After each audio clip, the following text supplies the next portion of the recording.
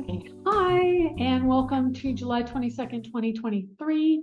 I am recording a video podcast in case I can get it up, but my internet has definitely been a problem for the last week and a half. I do not have the capacity where I live to get fast internet yet, and so I'm going to be researching that some more today. But I am posting the audio, which is on SoundCloud. So if you would like to find that, it is on SoundCloud. And, if you're not watching this, you probably don't even know. And if you are just listening to it, you already know I'm on SoundCloud. So possibly the link on Facebook will get you here. Anyway, my name is Shelley Overton. I'm an astrologer in Orlando, Florida. I want to thank you for being here. I've got this set up. I'm sitting on the floor right now in my new apartment. I'll just real quick show you my my background. Hang on one second. There we go. That's my apartment, and really cute. Looks like this guy's a little bit off. A little bit of Virgo perfectionism. Anyway, here you have it. And I'm very excited to be here, but I think it's a little distracting for our purposes. So we will go back to our lovely background here. Okay, so this week, very big week for Venus retrograde. I apologize for looking up. Right now, because I'm on the floor, my computer screen's way up high. My computer screen is up high, and that's why I look for the chart. So I'm looking up through this podcast. I actually had somebody comment that I was looking up, or what are you looking at? You're always looking at the ceiling. I'm not looking at the ceiling, I'm looking at my computer. Anyway, yeah, we're going to talk about Venus retrograde and see what we can glean from that. It actually goes retrograde. Venus actually goes retrograde at 9:33 p.m. Eastern. And so it's really Sunday morning in GMT. If you're in England, it's about 2:33 a.m. and it is 6:33 p.m. Pacific on Saturday, which is today. Again, don't know if you'll get this in time for that particular shift. I hope you will.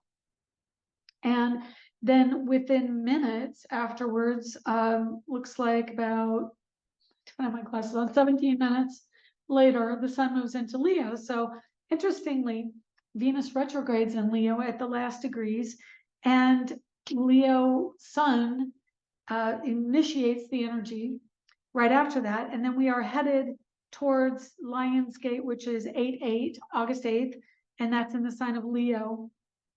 So the sun moving into Leo is the initiating energy of the Leo season, with Venus retrograde at N degrees going back up to, I think, about 12 degrees, if I'm not mistaken. Yeah, when numbers float around your head at any given moment, 12 degrees, 14 minutes. And so we'll have a lot of Leo energy in the near future. And what does that mean? And then also Mercury goes retrograde in Virgo in the near future. And she retrogrades all the way back to 8 degrees of Virgo, which begins the beginning of August. Around August 3rd is the shadow period.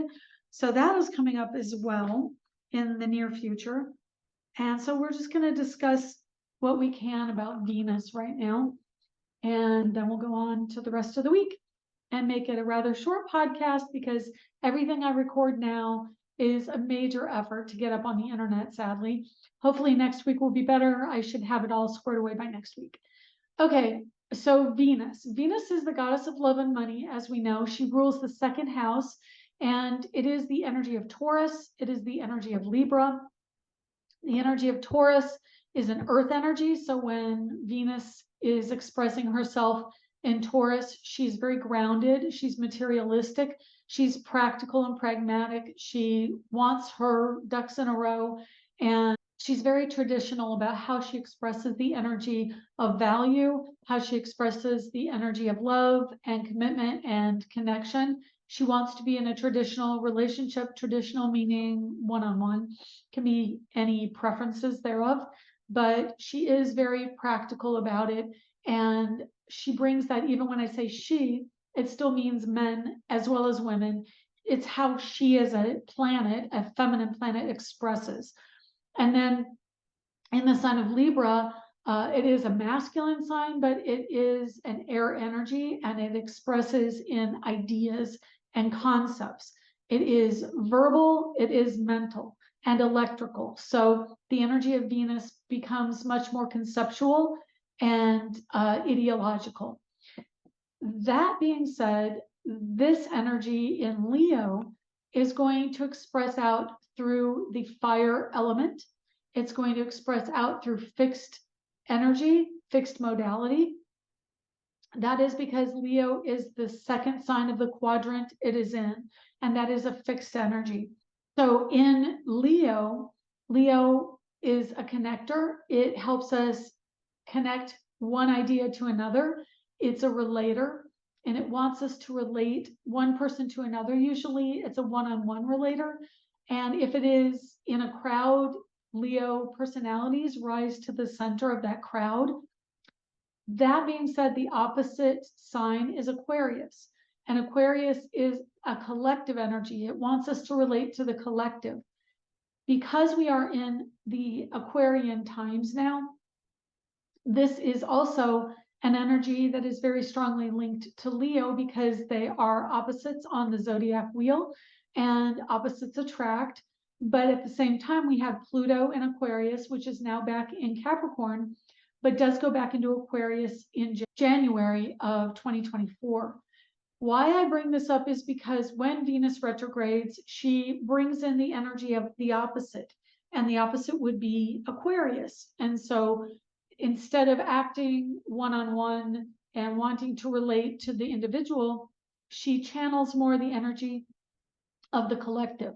And so she will explore more of the opposite energy of detachment, emotional detachment, a little bit more mental intellectualism, more academic pursuits, and also a detachment emotionally, but an enhancement of humanitarian energy. She also can act in the energy of her opposite planet, which I think most people would agree in the astrological realm is Mars. And so Venus transitioning in the retrograde more to Mars and Aquarius energy, we're going to see more of an interest in collective energies and community, as well as organizations and networking. So during this time, it ends on the 4th of September. And so there will be a shadow period, of course, and that just means Venus will be effective from the degree with which she retrogrades back to 1214. So the beginning of her shadow period started at the end of June 20th. She was at 12 degrees. And then it goes again on the other end until 28, which is what she's at. She's at 28:36 when she begins. And 28:36 is in October 5th, roughly. So that means from those dates, the end of June through October 5th, is really when the influence of Venus affects us. Again, in the shadow period, we start to see what the issues will be, what we are going to be dealing with for that retrograde. It could be financial, it could be technological, it could be romantic, it could be creative, it could be, are we comfortable being in the public eye? Are we better as part of a collective? And I've got chills with that. So I think leadership, being in the public eye, fame, being part of a collective and not necessarily sticking out, the LGBTQ community, which is part of Aquarian energy, or the actor strike, very much a Venus retrograde energy. So that may not actually be resolved. Yeah, let's see, it's September 3rd or October 5th. Either one would be a possible date for the ending of the actors strike. So really, when we're looking at what's going on with Venus, which house is she in your chart? Is she in the upper half, which is the we part of the zodiac, or is she in the lower half, which is the me part of the zodiac in your chart? Is she in a fire sign, which makes her much more willing to speak up and say something? Is she in an earth sign, which makes her much more practical about what she's trying to get across? Is she in the part of your chart that relates to air, which will make her much more forthright and willing to say exactly what she's got on her mind? Or is she in a water energy, which makes her want to pull back and not be part of the collective story, maybe be a little bit more alone and close down? So this is really the energy we are seeing with Venus. It will relate to relationships. So if you've been moving forward with a relationship or something came out as, you know, a cooperative element between two people, whether it's a relationship or a friendship, Leo does rule friendship. It rules romance, new romance. That situation could be put on hold through September, early September, or even early October. But I would say, suffice to say, by the end of the year, things will be more on track, although Uranus will be retrograde the end of the year. A lot of the retrograde planets that we're experiencing now and upcoming Mercury retrograde will all be direct going into November for the most part. So I would say if you're really frustrated by this energy, look to November for things to go smoother and more forward in motion. We do have an upcoming Neptune retrograde. We have Mercury coming up. Venus is retrograde now. The benefit is I don't believe Mars goes retrograde at all this year, which is a good thing. Yeah, no Mars retrograde this year. That was last year. We do have Jupiter going retrograde in September, and Uranus goes retrograde late August. So there's still a couple more planets to go retrograde, but every single one of them brings out more issues that we are being asked to look at and review. Venus wants to have us review money, wants us to review how money and value are created in acting, in drama, in creative endeavors, also with love, with the value of money, with how money is seen in currency, in drama, in the spotlight, in fame. Status will be something that will have attention drawn to it. Celebrity is also part of Leo energy. Music or creative endeavors, artistic endeavors. Also, Leo rules glass. Leo rules gambling. And so all of these could be themes that we see during the Venus retrograde. And she is desire. She shows us what our desire nature is and how we pull that back and evaluate it during this time. So again, about a month and a half, two at the outside. Let me see, August, September, and a little of October. So definitely a month and a half to 2 months, we're going to be feeling an altering of romance, an altering of how we look at money, how we look at fame, creativity, etc.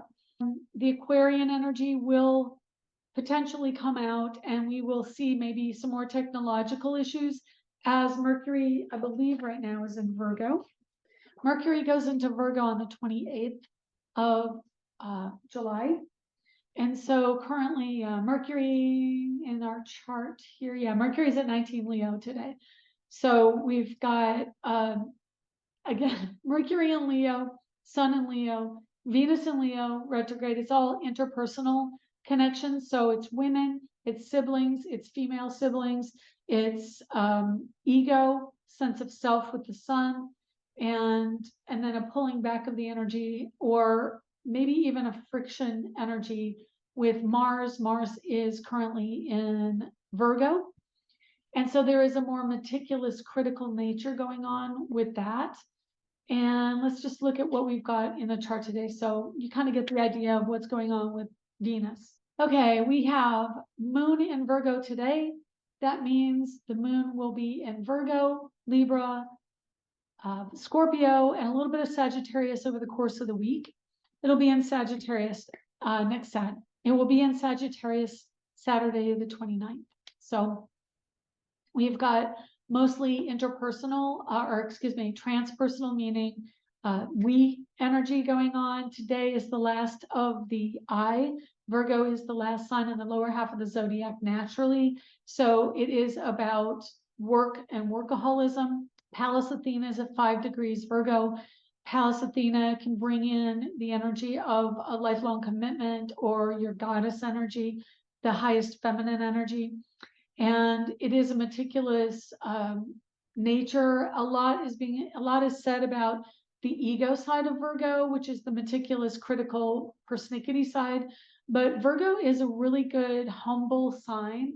It is the helper energy of the zodiac, and they will go to the ends of the earth to help somebody.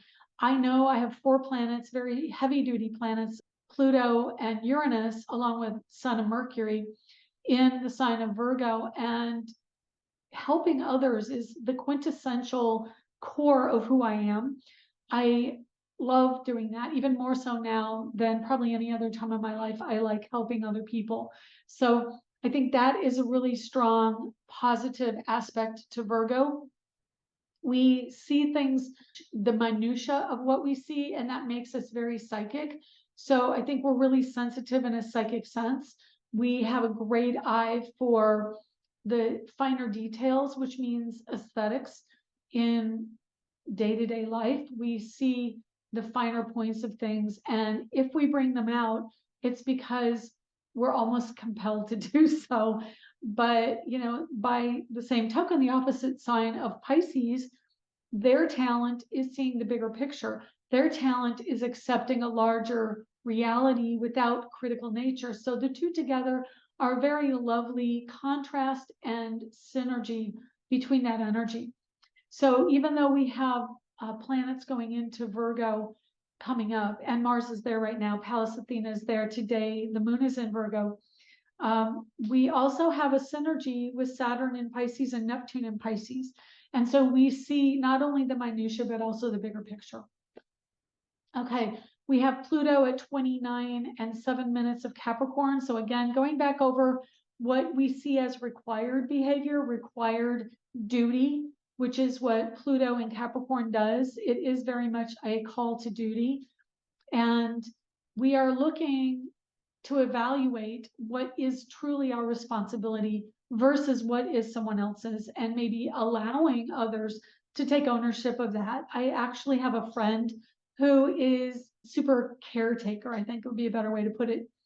And she now has moved away from her kids, and except for one, her underage child, but the other children are now living together in the house she just moved out of as adults, and she is having to really let them take care of it themselves, and they are rising to the occasion. So it's a really wonderful example and quintessential example of how we need to let other people take ownership of their own thing. And Capricorn energy really does, it calls us for responsibility. Capricorn people feel overly responsible for that which is around them. But this N degrees really brings a pointed energy to letting go and letting others take ownership, which ultimately, when Pluto goes back into Aquarius, we will take ownership of our own ideas and needs, because that is what Aquarius wants us to do. And so it is a process. Saturn retrograde in Pisces, going back over our career, our intuition to expand the creative nature that we have, to tune in to a more psychic awareness, to sleep, to get enough sleep, to connect to spirit through daydreaming or the dream world itself. It's an awakening to our own connectivity to that which we can't necessarily explain or understand, but know that there is a faith that is being brought out in us, that we have to really research our spiritual side and understand the faith side of things. And then Neptune also being a ruler of Pisces retrograde. I forgot Neptune is retrograde already. I was thinking it was coming up. It is already retrograde. We just had it. And so that is more of the practical side of accepting people. Do we really want to keep people around? In the natural inclination for Neptune and Pisces is to just accept everybody at face value. But Neptune retrograde really awakens us to what truly is going on, which may not be in our best interest. So we're really seeing that as Neptune is continuing its retrograde motion. Jupiter in Taurus, while it is still direct, I think it has entered its shadow period. I'm not for certain on that, and I'm not going to look it up right now. But Jupiter in Taurus is expanding our awareness of the earth, of plants, of food. Sirius in Libra is a really interesting energy as well for harvesting, for fertility, for bringing the mother energy and the growth of our diet and what we ingest into our awareness. It is about balance of what we eat. And so we may feel that we need to change our diets right now. And then Jupiter in Taurus is also having us really look at what we eat and the value of what we eat. Uranus in late degrees of Taurus, it is also expanding our awareness and clarity around how chemicals go into our body, how chemicals go into our environment and the plants and all of earth energy coming around us. We have Vesta at 11 degrees of Gemini, and Vesta is home and hearth. Gemini is too. So we may be trying to balance between two home situations, whether you're a student and you have a house that you live in on your own versus the house or home you come from. There may be two homes that you have to look at, and you could be any type of scenario. It could be parental home and your own home versus maybe two other homes that you have to take care of at this time. Juno in Cancer, really looking at the home energy, the home life as it relates to marriage and what is your marital status. And you've got Sun, last degrees of Cancer, wrapping up a certain dynamic in the home life as well, with mother, with connectivity to our home.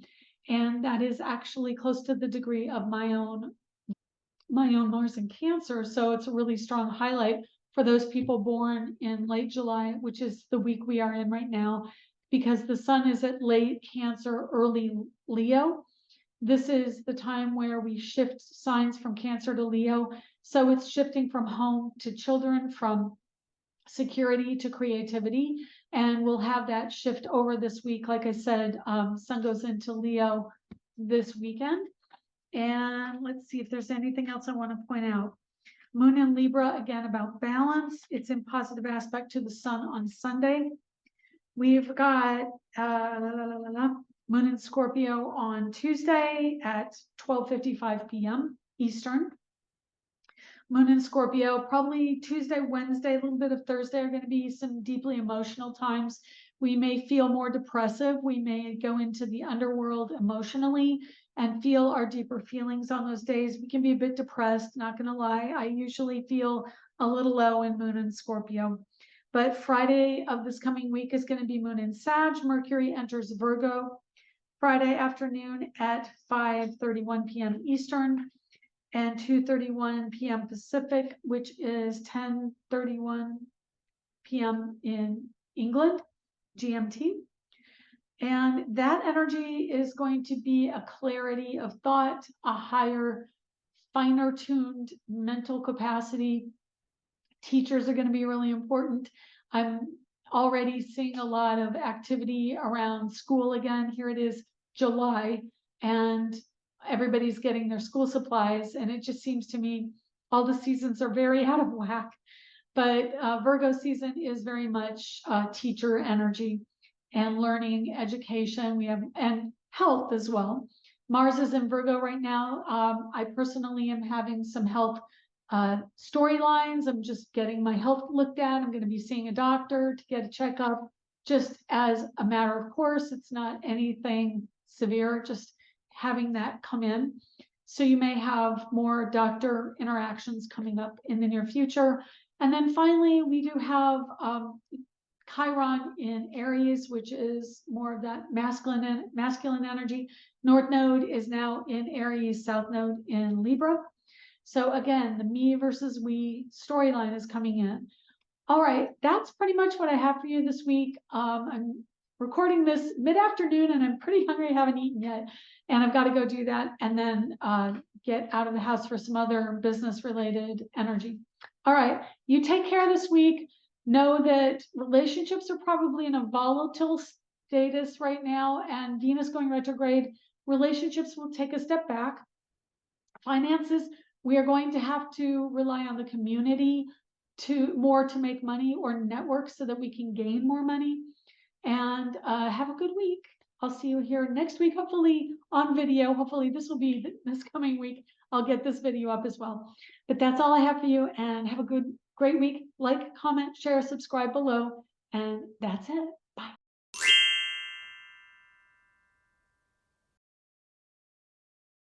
A super taker carer, and Hi, this is Shelley. Thank you for joining us this week. To contact me for a private reading, go to angeliczodiac.com under the Readings tab. To purchase my ebook, Learn Astrology, you can find it at angeliczodiac.com. Background music was provided by Kevin MacLeod at incompetech.com. Be sure to check back next week and subscribe through iTunes at Astroenergy Astrology Show.